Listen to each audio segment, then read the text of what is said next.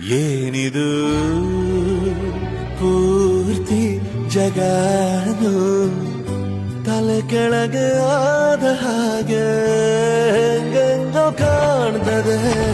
ಏನು ಇದೇನು ಸ್ವರ್ಗಾನೆ ನನ್ನ ನೋಡಿ ಕೈ ಬೀಸಿದಂತಿದೆ.